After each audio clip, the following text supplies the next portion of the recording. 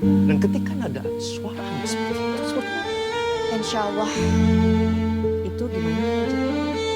iya, Umi. Sama kalau saya lagi ngomong tuh di bawah. Filamu inaanza na watoto wadogo, na hapo tunamfahamu binti mmoja anaitwa Nihala. Yuko na rafiki yake kipenzi sana anaitwa Faiki. Walikuwa kijijini huku. Siku moja Nihala alikuwa anasumbuliwa na kijana mmoja mkorofi sana hapa kijijini anaitwa Roja, lakini Faiki alikuwa amefika hapo na kumtetea. Baada ya hili tukio, Nihala alikuwa ameitwa na kaka yake anaitwa Harmon na kumrudisha nyumbani kwa dharura, kwa sababu mama yake alikuwa ni mgonjwa na alikuwa hoi. Mama alihitaji kuzungumza na watoto wake kwa mara ya mwisho, akawaachia usia wao na akawaomba wamtangulize Mwenyezi Mungu kwa kila kitu ili watimize ndoto zao. Mama akawa amefariki mbele ya familia yake nzima wakiwa wanamshuhudia. Sasa wakiwa makaburini, Faiki akafika hapo kwa ajili ya kumfariji rafiki yake kipenzi Nihala. Akawa amempatia sajada na kumwambia kwamba amwage huzuni yake yote kutoka moyoni kwa Mwenyezi Mungu kwa kupitia sajada hiyo. Sasa upande wa kijana mkorofi Roja, tunajua ni kwa nini huyu kijana amekuwa mkorofi, kwa sababu alikuwa anaishi na mjomba wake. Mjomba wake mara nyingi alikuwa akimpelekesha. Siku hiyo alikuwa anamwambia kijana achinje mbuzi yeye mwenyewe, hii ikiwa ni sehemu ya mafunzo ya kwamba kijana anatakiwa kuwa mwanaume imara. Upande wa binti Nihala, binti alikuwa na mawazo sana, kwa sababu siku hiyo alipokea taarifa kwamba rafiki yake Faiki anahamia Jakta huko. Baba akafika hapo kwa ajili ya kuongea na binti yake, akamwambia kwamba ninajua kwa nini una huzuni, ni kwa sababu rafiki yako Faiki anahamia Jakta, si ndio? Unatamani uende pamoja na rafiki yako uende ukasome huko. Binti hakujibu sana hili swala, kwa sababu alikuwa anaogopa kwamba akiondoka nyumbani hapa baba yake atabaki na uangalizi wa nani. Lakini baba alikuwa amemruhusu binti yake, akamwambia kwamba utaenda na Faiki ukaishi huko Jakta na utaenda kusomea huko, uwe karibu na rafiki yako. Hili jambo lilikuwa limemfanya binti afurahi kidogo. Binti akawa ameungana pamoja na familia ya Faiki kuhama kwenye hichi kijiji na kwenda kuishi na Faiki Jakta huko. Sasa baada ya hili tukio, ukaribu wao ulizidi kuwa karibu zaidi mpaka wakawa watu wazima walikuwa karibu, ni Faiki pamoja na Nihala. Siku moja Faiki akamwambia kwamba Nihala amepokelewa kuelekea kimasomo sehemu nyingine kabisa tofauti na huu mji, anaenda kumalizia shahada yake ya uzamili huko, anaenda Cairo. Habari hii ilimfanya Nihala anyamaze kidogo, kwa sababu alitambua kwamba wanaenda kutengana na rafiki yake wa muda mrefu kwa muda wa miaka 3.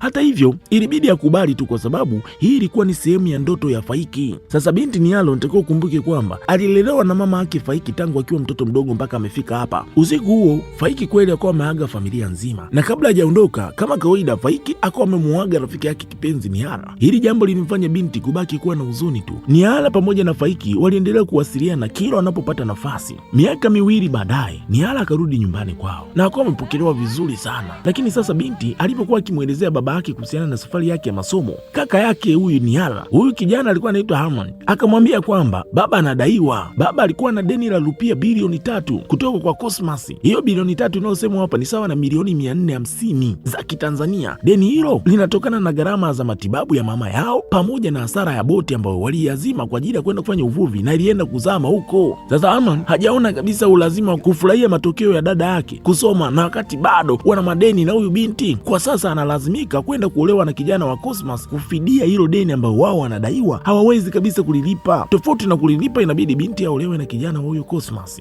na huyu kijana ambaye anatajwa hapa ndio yule kijana ambaye tumemwona mwanzoni mwa hii filamu, anaitwa Roja, ndio mtu ambaye anatakiwa kumuoa Nihala. Sasa binti akiwa ufukweni anajaribu kutuliza mawazo, anawaza mambo mengi sana kichwani kwake. Anatamani hata rafiki yake Faiki angekuwa karibu na yeye, pengine angemfariji. Binti anaandika ujumbe kumtumia rafiki yake, lakini anaishia kuufuta tu. Siku iliyofuata ilikuwa ni mahafali ya binti Nihala, akawa amehitimu vizuri kabisa kwa matokeo bora kabisa. Katika sherehe hizi Faiki akawa ametokea hapa nyuma yake kama surprise, kwa sababu alimwahidi binti kwamba lazima atafika katika mahafali yake, haijalishi yuko mbali kiasi gani. Baada ya kurudi nyumbani, Harmon kabla hata hawajaingia ndani akamkumbusha binti kwamba unatakiwa kuolewa na yule Roja, usijisaulishe. Lakini babao akawa ameingilia kati, akamwambia kwamba jamani, hemu angalieni tuko kwa watu, hizi habari zikiwafikia ni aibu. Hivyo moto ukawa umetulia kidogo. Usiku huo Nihala akaomba dua apewe njia nzuri kwa Mwenyezi Mungu ili ajue cha kufanya. Sasa binti akiwa kwenye dua na huzuni kubwa sana, Faiki akawa amefika hapo na akawa ameshuhudia hilo jambo. Binti baada ya kumaliza dua yake, Faiki ikabidi kumuuliza kuna shida gani, lakini binti hakusema, ikabidi kuifanya kuwa siri. Lakini Faiki akawa amemshauri kwamba ukiwa katika hali yoyote, jitahidi kumwelezea Mungu hilo jambo, mlilie Mwenyezi Mungu. Mwenyezi Mungu lazima atakupa njia iliyo bora zaidi katika hilo jambo. Kesho yake, wakati familia ilikuwa inajiandaa kwa ajili ya kula pamoja, mlangoni pokuwa na wageni. Nayala akawa ametoka hapo kwenda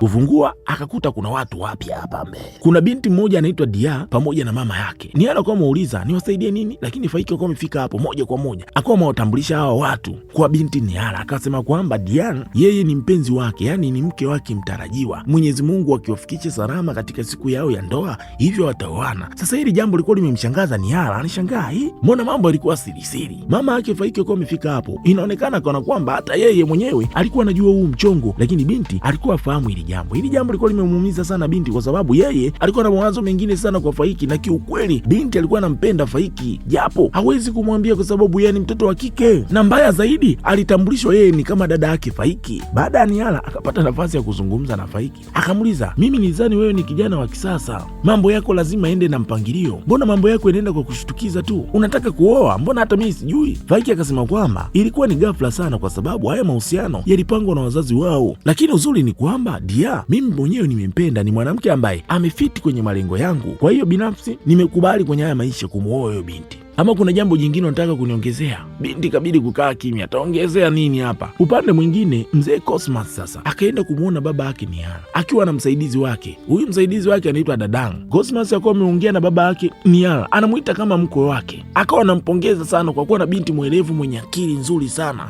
Binti ni dokta. Sasa achana na huyu kijana wako wa kiume, huyu haeleweki mbele wala nyuma. Sasa Cosmas akawa maachia maneno magumu sana ya kumdhihaki kijana Haman. Hili jambo lilimkazisha sana kijana. Sasa usiku huo Haman anakataa kwenda kulipa kisasi, kuonesha kwamba yeye ni mwanaume na ni mkomavu. Mshikaji baada ya kumshambulia sasa, kwa bahati mbaya akawa amegundua kwamba huyu jamani Haman alikuwa amekimbia hapo kujiokoa. Upande wa Niyala, mama yake Faiki akampeleka binti kwenda kumtembelea rafiki yake. Huyo rafiki anaitwa Mutia, ni dokta. Baada ya kufika hapo akapiga stori, akawa amemwalika kwamba mtoto wake anaenda kuoa hivi karibuni. Hasa Mutia akajua kabisa kama Faiki anaenda kuoa basi atamuoa binti Niyala. Mama yake Faiki akawa amekataa, akasema kwamba hapana, haiwezi kuwa hivyo. Muda huo Niyala akawa amepokea simu, akajulishwa kwamba kaka yake amekamatwa na polisi. Binti akawa amefika hapo haraka, kafika mahabusu kwenda kumjulia hali kaka yake. Akiwa hapo Haman anashangaa polisi wamefika hapo na wakawa wamemwachia, wakisema kwamba mtu kwenye hiyo familia ambao wamekufungulia mashtaka wamekuja kuyafuta mashtaka hayo. Binti akawa ametoka hapo kwenda kuangalia ni nani huyo, akawa amekutana na Roja ndio amekuja kuifuta hiyo kesi. Roja amekuwa tofauti sana sasa hizi, amekuwa ni kijana barobaro kweli. Mshikaji anaonekana ni mkarimu na ni muungwana. Akiwa hapo wakawa wamemuona Cosmas akuwa anamuonya Haman, anamwambia kwamba ukija ukarudia hizi mbanga tena, hakika mimi nitakuua na mwili wako watauokota ukiwa mfu. Sasa baada ya kuona haya yote, binti kabidi kukubali haya mahusiano pamoja na Roja. Habari za uchumba wake sasa zikawa zimezagana, zikawa zimewafikia Faiki pamoja na mama yake. Wote wakawa wameshangaa hili jambo limewezekanaje, mbona ghafla? Faiki ikabidi kumtafuta rafiki yake Niyala ili kuthibitisha ukweli wa habari hizo. Niyala alikuwa amekubali, akasema kwamba hana chaguo lolote tofauti na kukubali hilo jambo ili kuiokoa familia yake, na binti akawa amemwomba Faiki kwamba asimsahau kwenye maombi ili mambo yake ende salama huko mbele kwa mbele. Kuna siku binti Niyala alikuwa nje anawaza, Roja akawa amemfuata. Kafika hapo jamaa akawa amefunguka kuhusiana na hisia zake kwamba anampenda kweli na amekuwa akizificha hizo hisia kwa muda mrefu. Akamwomba Niyala ampe nafasi, akisema kwamba amebadilika kiukweli. Huyu Roja ambaye anamuona kwa sasa sio Roja wa zamani. Huyu anayeonekana kwa sasa ni mtu mpya, ana hali mpya na kasi mpya. Niyala, nipe nafasi ni kuonesha upendo wangu wa dhati kwako. Mshikaji akaomba sana apewe nafasi hii aoneshe upendo mkubwa. Mshikaji anaamini kwamba lazima binti atamkubali tu. Kweli Niyala akawa amempatia nafasi Roja ili waendelee kufahamiana zaidi na zaidi. Katika muda uliokaa pamoja, Roja alionekana kabisa ni mtu mwema na mwenye maisha ya kidini na mtu mwenye kufuata haki. Jambo hili lilimfanya Niyala kwanza kuvutiwa sana na Roja. Sasa upande wa Faiki alikuwa na mawazo sana kuhusu rafiki yake Niyala, mpaka kichwa chake kikiwa kinahama kabisa, anashindwa kufocus na kazi. Mpaka mchumba wake Dia akaanza kuwa na wasiwasi, ikabidi kumuuliza, kwa jinsi unavyomjali sana Niyala, ni zaidi ya urafiki tu, yaani unavyomjali ni kama mtu anahisia na huyo mtu, yaani na hizi hisia sio za mtu na dada yake, ni mtu na mpenzi wake. Faiki akawa ameshtuka sana baada ya kusikia hii kauli, akasema kwamba bana, Niyala kwangu mimi ni kama dada yangu tu. Akawa ameomba msamaha kwa kumfanya binti pengine aingiwe na wivu. Binti Dia akawa amesamehe, maisha yakaendelea. Dokta kama kawaida anapiga zake kazi, kamaliza kazi. Roja akawa amefika hapo, akasema kwamba ana zawadi amekuja kumwonyesha. Mshikaji akawa amempatia flashi binti. Baada ya kuweka, ni flashi ambayo ilikuwa inaonyesha malengo ya Roja pamoja na huyu binti. Binti anaona Roja pamoja na yeye wameoana kama mtu na mke wake, na hii project ilikuwa inaonyesha mafanikio yao kama wanandoa. Sasa hili jambo lilimfanya Niala kumwelewa sana Roja. Dogo kwa muomba binti amkubalie ili amuoe, azifanye zote zile sifa ambazo wamemwonyesha hapa ziwe za kweli katika maisha yao. Roja akabadilika kweli, anaonyesha kuwa na mapenzi ya dhati kwa huyo binti. Kadiri muda ulivyozidi kwenda, Niala alianza kuona mabadiliko kweli kweli kwa Roja. Baba yake alimuomba Niala waende pamoja na Roja huko Jakta, waende wakakutana na mama yake Faiki pamoja na Faiki ili waende kupata baraka huko kabla ya uhusiano wao kuwa rasmi. Hem, tuangalie kwanza upande wa Faiki. Alikuwa anajaza fomu taarifa binafsi za mchumba wake Dia. Faiki akawa amekosea jina la mchumba wake. Sasa huyu mshikaji ambaye anasimamia hizi fomu akawa amemzingua kinoma Faiki mpaka akawa amepaniki. Dia akawa ameomba kwamba basi apewe nafasi nyingine ajaze mara ya nyingine. Kweli mshikaji akawa amekubali. Faiki akaanza kujaza kwa kufuata kitambulisho cha mpenzi wake Dia. Kabla hajawasilisha hiyo fomu, Dia akawa ameichukua kwa ajili ya kukagua. Akashangaa huyu jamaa alikuwa anaangalizia kitambulisho chake, lakini kwenye tarehe ya kuzaliwa, mwezi pamoja na mwaka ameandika vitu ambavyo sio vya kwake huyu binti, na binti akawa ametambua kwamba hii tarehe, mwezi na mwaka iliyoandikwa hapa ni tarehe ya Niala. Hili jambo lilikuwa limemfanya Faiki kuingiwa na ganzi kidogo.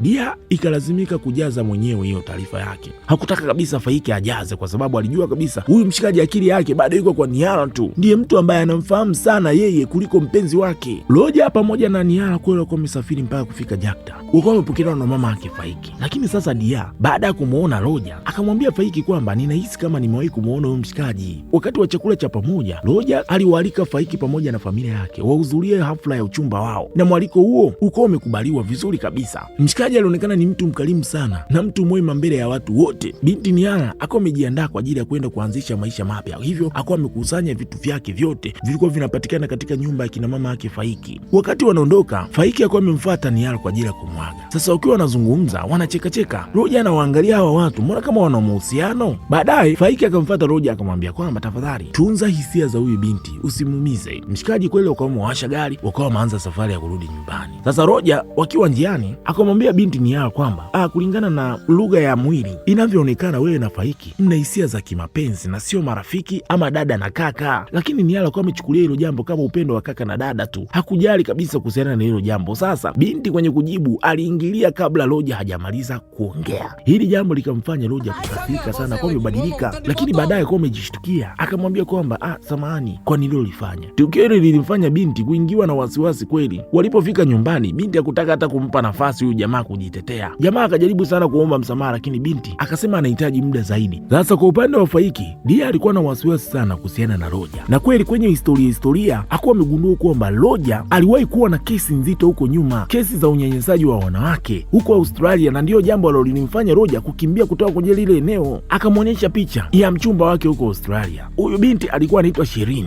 Jamaa inavyoonekana aliforce kilimo mdondoko kwa huyu binti bila hiari yake. Sasa hilo jambo lilisababisha haya mahusiano. Roja sikuyakimbia na akaamua kurudi huku nyumbani, lakini huyu binti ana mtoto wa Roja na hilo jambo limefanyika kuwa siri. Hili jambo baada ya kulipata Faiki liko limemwingiza wasiwasi mkubwa sana, akiona kwamba Niala maisha yake yanaenda kupotea katika mikono ya Roja. Roja ni fisi ambaye amejifanya kondoo. Baada ya hapo, Dia pamoja na Faiki wakaenda moja kwa moja kwenda kumshawishi binti na kumwambia ukweli kuhusiana na Roja, kwamba huyu mshikaji ni mnyanyasaji wa wanawake. Binti aliambiwa haya mambo yote, lakini binti kwa machozi akasema kwamba hana chaguo la aina yoyote, ni lazima aolewe na Roja. Akawashukuru kwa walichomletea, lakini yeye nia yake bado ni moja tu, lazima aolewe na Roja. Hatimaye hafla ya uchumba wao kweli kwa imefanyika, na hilo jambo likaenda vizuri sana. Sasa wakati wa hafla hiyo, ni mzee Cosmas akawa amesimama na kuwa ametangazia wanakijiji kwamba kijana wake anahitaji kugombea nafasi ya ukuu wa kijiji, na akawa ameahidi kwamba kijana wake ni mzoefu na atapiga kazi kweli kweli. Sasa hili jambo lilikuwa limemfanya Niala ashangae. Niala akawa ametoka hapo kwenda kutuliza kichwa. Baadaye Roja akawa amemfuata akamuuliza nini shida. Niala akamwambia kwamba kwa nini mahusiano haya hayawi wazi? Kwa nini wewe hukuniambia kwamba unahitaji kuwa mgombea kwenye hichi kijiji? Kama ulikubali hayo mapenzi, lazima uwe muwazi kwangu. Mshikaji akasema kwamba hilo alikuwa wazo langu, wazo la kuwa kiongozi wa hiki kijiji ni wazo la baba. Binti akasema sawa, vipi kuhusiana na Sheri, binti ambaye ulimzalisha huko na kumkimbia? Mshikaji kusikia hii kauli ikabidi kukiri, akasema kwamba ni kweli nina mtoto na huyo binti, lakini hilo ni kosa langu ambalo mpaka leo mimi nalijutia katika maisha maisha yangu, ni kosa ambalo lilikuwa ni siri baina ya mimi na Mungu wangu tu, lakini usitumie kama fimbo makosa yangu ya zamani. Mshikaji uko umetoka hapo ukiwa na huzuni.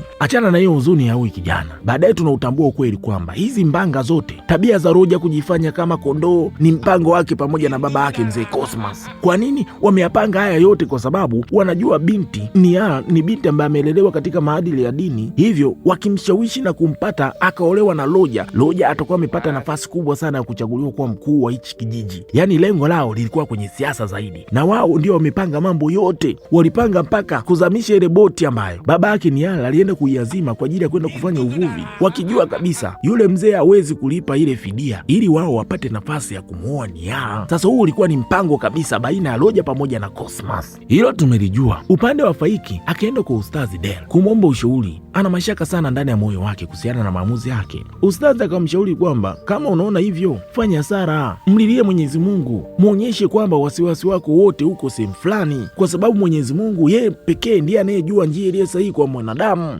Hawezi kukuacha hivi hivi, lazima atakujibu. Sasa hili jambo pia kila mmoja kihisia yuko tofauti sana, yaani kuanzia Faiki, Niala pamoja na Dia. Siku hiyo watu wote wakaenda kumlilia Mwenyezi Mungu, kila mmoja kwa nafasi yake. Kila mmoja analilia mapenzi yake, Dia kwa nafasi yake, Niala kwa nafasi yake, Faiki kwa nafasi yake. Mungu ana mipango yake. Usiku huo Dadang ambaye ni msaidizi mkubwa sana wa Cosmas akawa amefika katika nyumba ya kina Niala kwa ajili ya kuomba msaada. Mtoto wake anaumwa. Niala akaamua kumhudumia mtoto huyo na baadaye akawa amempeleka hospitalini. Hali ya huyo mtoto ilivyokuwa sawa, Niala alipotaka kutoka, Dadang akawa amemfuata, na ili kulipa fadhila, Dadang akawa amempatia faili ambalo lilikuwa na ushahidi wa uongo, mipango mibaya ya Cosmas pamoja na familia yake. Na huyu jamaa alijua kabisa kufanya hivi ni kuhatarisha maisha yake yeye mwenyewe, lakini hakuwa na namna kwa sababu ya Niala kumtendea wema kwa mtoto wake. Hivyo mshikaji hakujali kabisa kuhusiana na hilo jambo, akaamua kulipa kwa wema kabisa hili jambo, kumuonesha binti siri ambazo zimefichwa katika familia ya Cosmas. Binti akawa ametambua kwamba Cosmas pamoja na kijana wake ndio walikuwa wamepanga haya mambo yote, kumtia hasara baba yake na kumfanya yeye akubali kuolewa na Roja. Baada ya binti kusoma ukweli wote, Niala akajaribu kumpigia simu mama yake Faiki. Kwa bahati mbaya akawa amepokea Faiki mwenyewe. Sasa binti baada ya kugundua kwamba ni Faiki kapokea, binti akaishia kulia tu na kujilaumu, bora ningekuamini, bora ningekuamini. Akawa amekata na simu. Siku iliyofuata Niala akaamua kumfuata Roja kwenda kumkabili kuhusiana na ukweli ambao ameugundua. Kwanza akamrudishia pete yake. Roja alipoona nia yake ilikuwa ni kumvua nguo na mpango wake umevurugika, mshikaji ikabidi kumvuta huyo binti mpaka katika chumba kimoja kiko tupu. Mshikaji inaonyesha wazi kwamba alikuwa na nia ovu, pengine alikuwa anataka kuforce kilimo mdondoko eneo hilo kwa nguvu. Kabla jambo lolote halijafanyika, Faiki alikuwa amefika hapo, zilikuwa zimepigwa kwanza 2-3. Kaka yake Niala pia alikuwa amefika hapo. Habari zilipofika sehemu husika, Roja pamoja na Cosmas walikuwa wamekamatwa na polisi. Habari yao ilikuwa imeishia hapa. Kesho yake Faiki akaamua kumwaga Niala kwamba anatakiwa kurudi Jakta, anaenda kuoana na Dia. Sasa hili jambo Niala lilikuwa linamuumiza sana, kwa sababu alikuwa na hisia na huyu jamaa kwa muda mrefu tangu akiwa mtoto, lakini amekaa kimya. Alafu anashuhudia mshikaji anaamua kwenda kuoa. We, inauma hii, mtu asikwambie. Binti akawa amemrudishia sajada ambayo alikuwa amepewa na Faiki tangu utotoni, lakini Faiki akawa ameikataa, akasema kwamba hiyo aliitoa kwa moyo wake, hivyo hatakiwi kurudishiwa. Niala akaomba sana radhi kwa hisia zake. Alikuwa na malengo tofauti sana kwa huyu jamaa, lakini imekuwa tofauti. Mungu pia na majibu yake mengine hawezi kufosi. Hivyo binti akawa amekaa kimya tu, akiwa na kumbukumbu ya maisha yao ambao wamekwisha kuishi kwa pamoja, yeye pamoja na Faiki. Ndoto yake ilikuwa ni huyu jamaa abaki kuwa mme wake. Mshikaji akawa ametoka hapo kwenda kujiandaa na harusi yake pamoja na binti Dia. Siku ya harusi baina ya Faiki pamoja na Dia ilikuwa imefika. Watu wamependeza kinoma. Familia ya Niala pia ilikuwa hapo, lakini kabla ya ndoa kufungwa ikasikika sauti, subiri. Watu wakageuka, nini tena? Kumbe ni Daktari Mutia akafika hapo. Kafika akiwa na taarifa muhimu sana, akieleza kwamba mama yake Dia aliwahi kumnyonyesha Faiki alipokuwa mdogo. Sasa kwa mujibu wa sheria ya dini, jambo hilo linamaanisha kwamba Faiki pamoja na Dia ni mtu na ndugu yake, hivyo ndoa hiyo hairuhusiwi kabisa kuendelea. Hii ilikuwa ni ngumu kumeza, wote walikuwa wameshapendana hapa. Bahati nzuri tu ni kwamba hawa watu hawaruhusiwi kushiriki kilimo mdondoko, ingekuwa kikwetu huku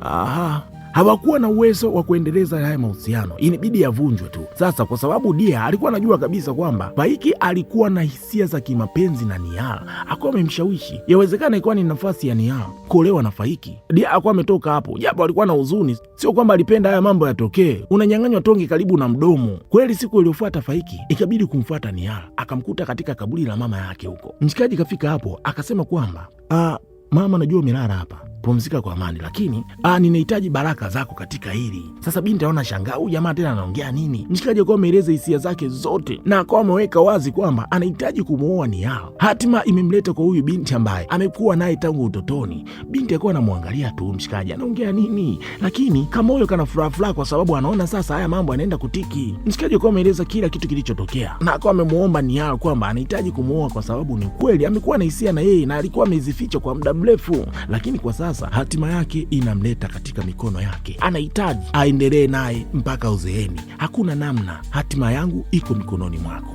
mimi na wewe tangu utotoni mpaka uzee, ninaomba nikuoe. Binti akawa amefurahi sana kusikia hili jambo kwa sababu ilikuwa ni ndoto yake ya muda mrefu kuolewa na mshikaji. Akawa amekubali. Alhamdulillah. Faiki pamoja na Nihala wakawa wamefunga ndoa rasmi ufukweni wa bahari, sehemu ambayo wao walikuwa wanapenda sana kwenda kucheza huko tangu utotoni. Hii ilionekana wazi, furaha yao wote wawili imetimia na malengo yao yametimia. Binti alifurahi, kijana alifurahi. Subscribe, share, like, comment. Kwa ambao bado hamjanifuata katika WhatsApp channel, linki ipo kwenye comment. Karibu.